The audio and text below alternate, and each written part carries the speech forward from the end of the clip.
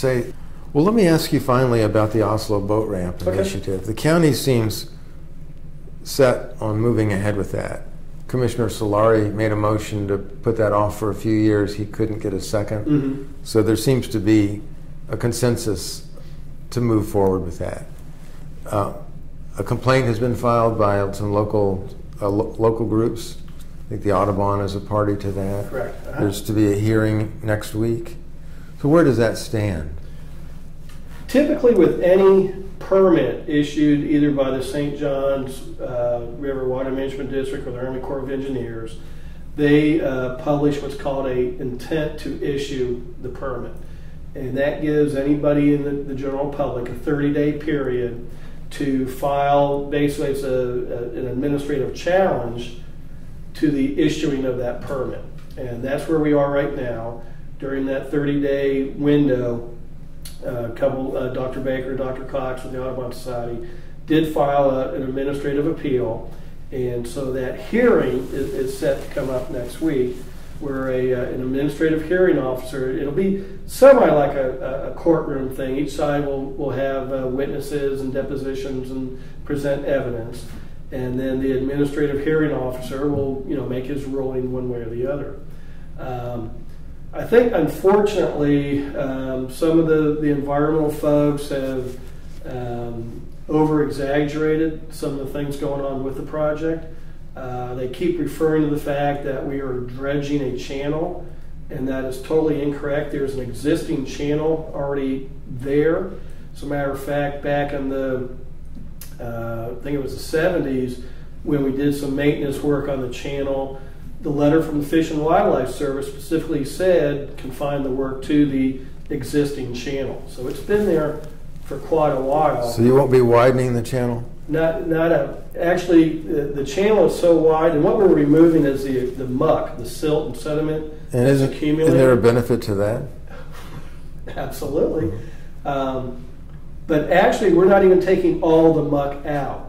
Okay, so we're not even removing the muck from the full width and depth of the existing channel. It's a much smaller portion of that, and it is muck removal. Now, normally they give you a medal when you hang one on you when you remove muck from the river.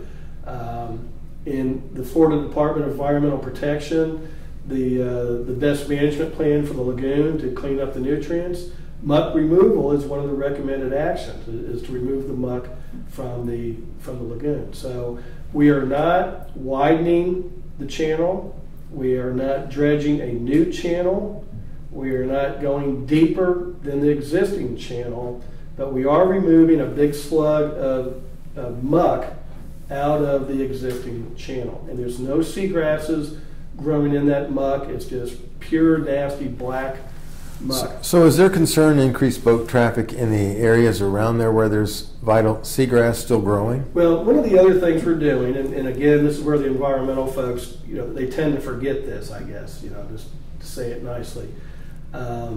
Currently, that area from the shoreline out to the intercoastal waterway is a seasonal slow speed for manatees.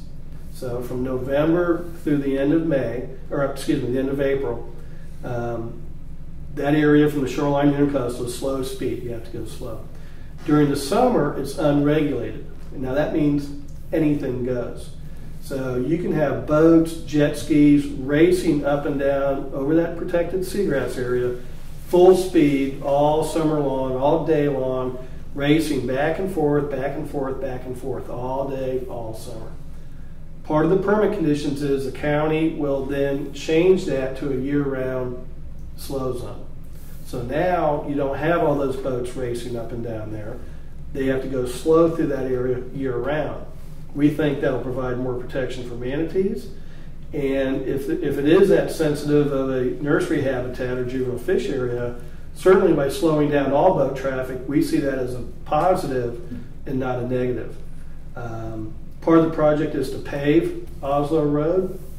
And this is another thing normally they give you a medal for when you do that, because after every rainfall event, you can go down there and see this big plume of silt that comes out over the seagrass area. Now, if you ask any environmentalist what's the worst thing for seagrasses is, cloudy water blocking the sea light, right? Sunlight.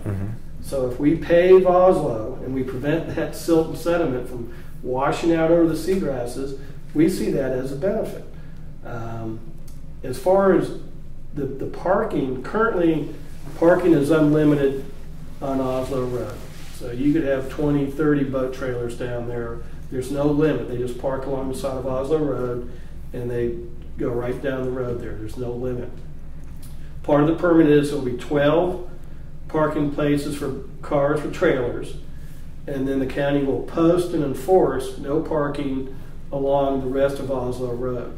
So we look at it as we're going from unlimited parking to a maximum of 12 and no parking along the road.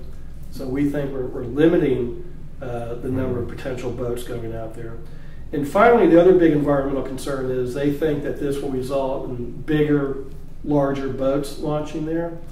And again, we've explained to the environmental people ad nauseum that when we rebuilt the actual physical ramp, we did two things. We made it flatter than it was, and we made it shorter.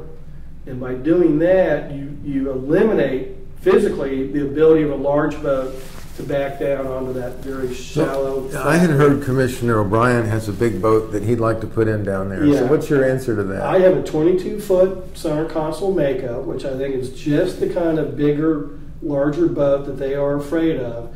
And I guarantee you, it's physically impossible for me to launch my boat at Oslo Boat Ramp. Now or in the future? Now, it doesn't matter because it's all about the actual ramp, the cement part of the ramp. Yeah, forgive me for asking, but that had been said. Oh, yeah. Believe, and Mark, I'll give you another reason why, but my trailer, the tires will fall off the back end of the ramp and the trailer will get stuck before I'm deep enough in the water to float the boat off. It's just a physical reality that when you have a flat ramp and it's very short, there's not much water coverage. So little pontoon boats, little flats boats, that's enough water to float them off. A big deep V boat, you're still high and dry when your trailer goes off the edge of the ramp. But I'll give you the other reason why. I like to take my boat out because it is a big ocean-going boat. I like to take it out in the ocean. My boat gets about 1.6 miles per gallon in the water. My boat gets 15 miles per gallon on the trailer behind my truck driving down to the Fort Pierce boat ramp. So if I want to go out in the ocean fishing at $4 a gallon for gas, why would I even want to put in at Oslo and run 14 miles at 1.6 miles per gallon when I can trailer it down there at 15 miles per gallon? Well, that's true for you and everyone else who has those kind of boats and uses them in that way. I think what you're saying is the Oslo boat ramp would never be popular for those kind of boats, even if it would accommodate them. And you can't launch from there. That's the bottom line. Well, we've covered 3 issues in some depth, and I'm grateful for that. Absolutely. Thank you, Peter. Good to be with you, Mark. Thanks.